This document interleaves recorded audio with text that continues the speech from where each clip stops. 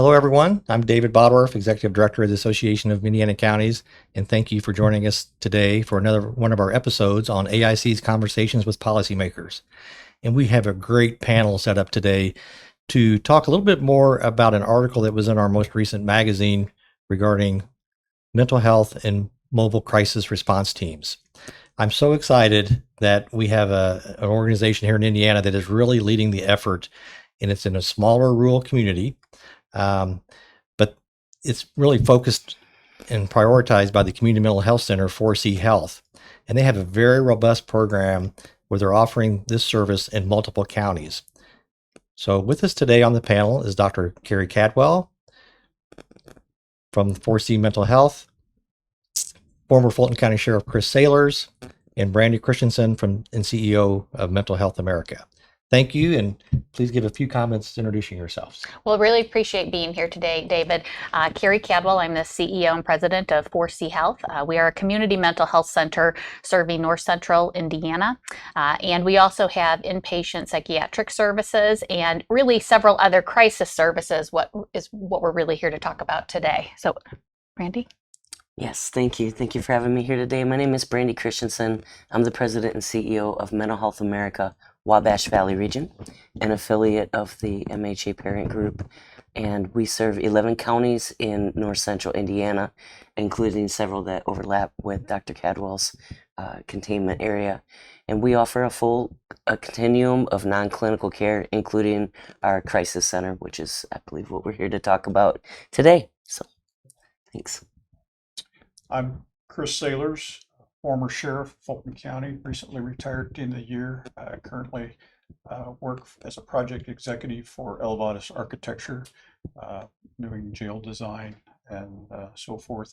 I also served as a county councilman in Fulton County for 12 years and part of the 4C's board of directors. Well, great. Again, thanks for coming down to our studio today and talking about this program. I think it's just going to be something that needs to be emulated and copied throughout the state of Indiana. And so congratulations to you all for being one of the pioneers in this for Indiana. And the way I equate the mobile health crisis response team, mental health response teams, it's similar to 911, where that system's been in place for years, and that's for emergencies, criminal justice issues. But the 988 system is in an effort really trying to mimic that, but more focused on mental health issues that are occurring at the moment, or opioid use disorder issues that are occurring. And so if a county is interested in putting a program like this together, what are some of the things they need to include in the initial program? Well, David, I think it's first important to understand that for 988, similar to 911, that we're really talking about a three-part system in best practices, right? You have your crisis call center, i.e. the actual 988 number.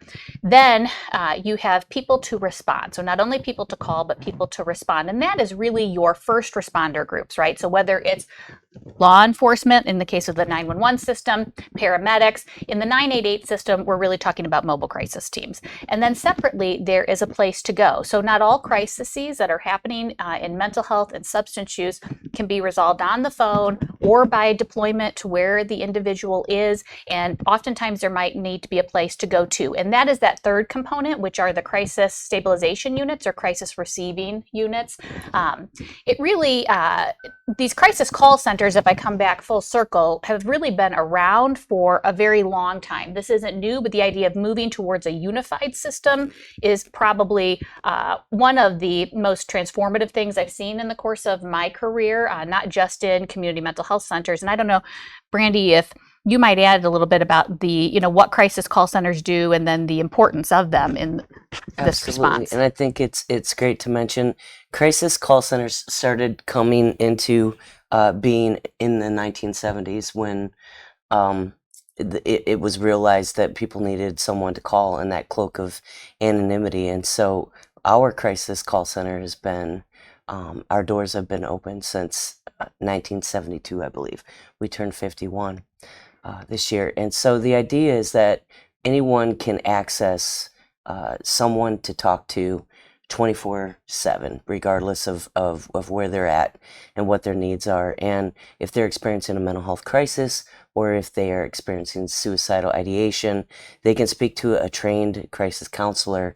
We're really careful with that word. We call them crisis specialists, and they undergo about 40 hours of classroom training combined with supervised shifts to ensure that they understand their role. This is not therapy. This is somebody who is available to talk to someone and help them identify some of the triggers about what they're going through and help create a plan for safety. We call it keeping them safe for now. And our crisis specialists have been very effective in de-escalating the callers to the tune of about 99% on our call centers. So it's a great tool that a lot of people don't know that exist. And there are 4 call centers in the state of Indiana that are specific to this continuum that we're discussing today.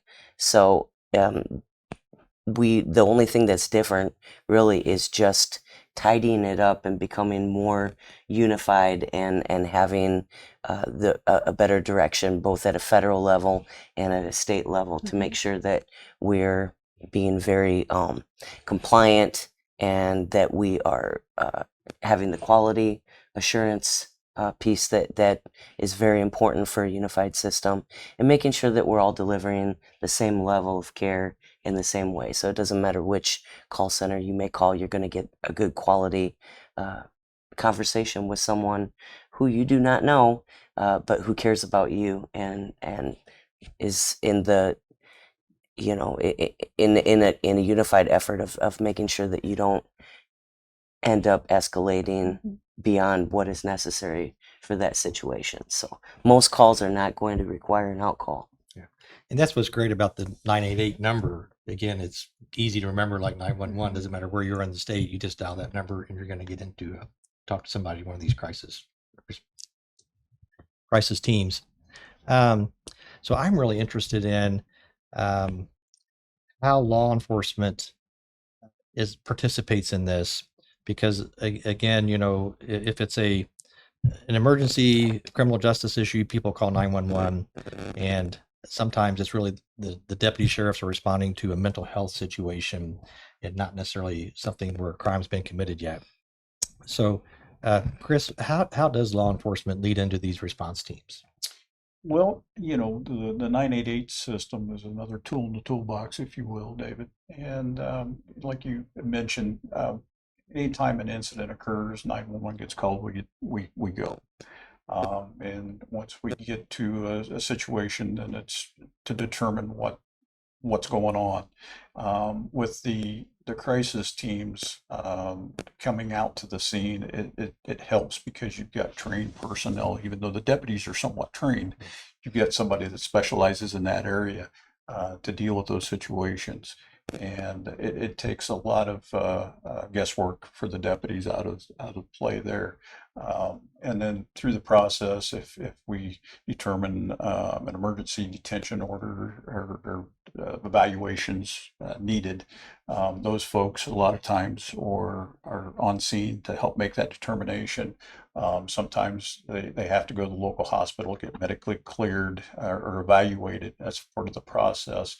And our experience has been that, they kind of help with that process, greasing the skid, so to speak, and make that process go a lot quicker.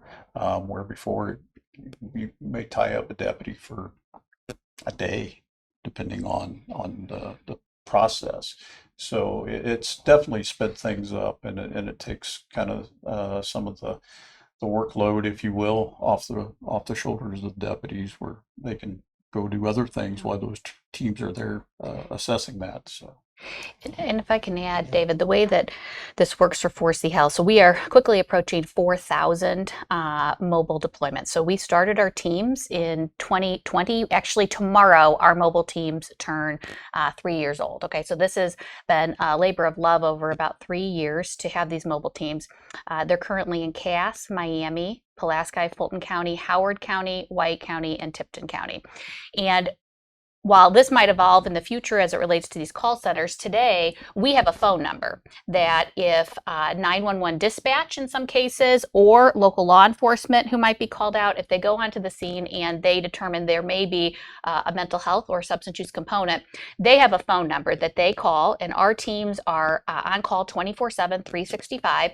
They then deploy once law enforcement and or dispatch contacts them. And that's where what Chris is talking about, where the teams end up working together. Sometimes that allows law enforcement to move on because we've now wrapped our arms around what's happening. And then in some cases, we've actually had law enforcement say, given the nature of the situation, the safety concerns, we're going to work through this together, right?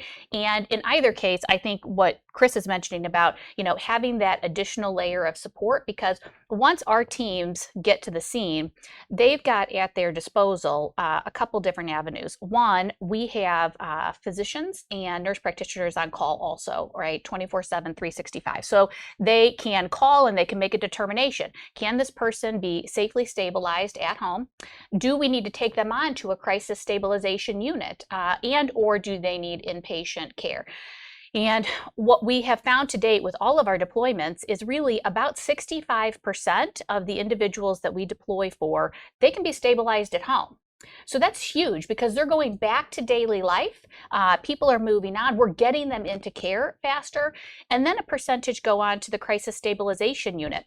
And the difference that that crisis stabilization unit makes is they may be there 8 to 10 hours, but they're getting touch points by nurses, other types of mental health professionals in a secure facility, and then getting back to daily life in a relatively short period of time. Not only are those mobile teams effective, but in the case of crisis stabilization units, we've had that open for about 2 years. And at this point, we're estimating really over $1 million saved in inpatient care costs, which is the most expensive type of care.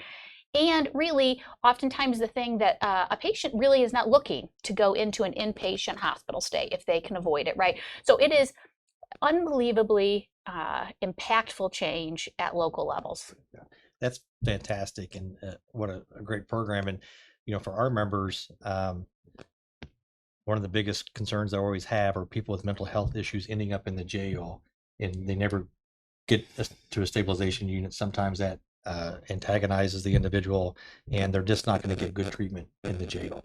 So that's why I see this as a great program for counties. So how can county leadership, county commissioners, county councils, and I know county sheriffs want to be involved in this too, how can they reach out to either community mental health center or another organization to talk about how can they get a program started here? So I would say, number one, that every local county should have a relationship with their local community mental health center. And I think that that's a really good first place to start. Most community mental health centers at this stage are looking as to how they can begin to start, if they haven't already begun to start those particular programs. In addition to that, we're very rural. So we talk about at the county level, and then really our response includes all the local cities within that county. A lot of times, even in the bigger cities, though, they will have mobile teams that are more based upon the municipality. And so you can also reach out to your city leaders and talk about, what can we be doing to begin to have this available. It's not hard to make the lift. You really have to think about, one, your personnel, who you're having involved in that care. For us, really, that is our skills trainers, case managers, and our peer recovery specialists that are going out, responding on the scene, and then they're connected by phone and other telemeans to that higher level professional to get the guidance that they need. So when you have those key components, and if you can set up the on-call system, then you're really in a good position to begin to engage those mobile teams. The second thing, obviously, is in the case of crisis stabilization units, facilities can think about how they start these things, in concert with a local county or independently themselves. For us, like at 4C Health, ours is more medically guided, but some people do their crisis stabilization units and they're simply a home that they've rented and they're providing kind of what we'll call living room care, right? People can walk in at any time. You don't have to be law enforcement. You can take a family member, a friend directly there. Even for our crisis stabilization unit, it doesn't require that mobile touches reaches that individual, a family or a friend in that community can simply say, I'm concerned, my loved one's willing to go, and so they can just bring that person directly to that crisis stabilization unit too. Okay. I know you all have been doing this for several years. What does the funding mechanism look like? I'm sure that's going to be the question we get from county councils, county commissioners. This is a great program, but how do we fund it? How have you all been funding this? Well, I'll mention, how we fund it, and then Brandy and Chris, if you even want to mention about, why you think these things are so impactful at a county level too. So for us at 4C, we have had a federal grant for several years and then currently operate under a state grant that helps us to continue forward in mobile crisis. For crisis stabilization, our crisis stabilization unit, we had a grant that started several years ago before this discussion was even happening at a statewide level to start a crisis stabilization unit with a state grant. And so those have been the initial mechanisms to get us up and running. We're really excited actually to say that we currently today self-sustain our crisis stabilization unit for adults, but we have another state grant that is allowing us to build out a youth and family crisis stabilization unit in our communities, which will be just another layer of game-changing care.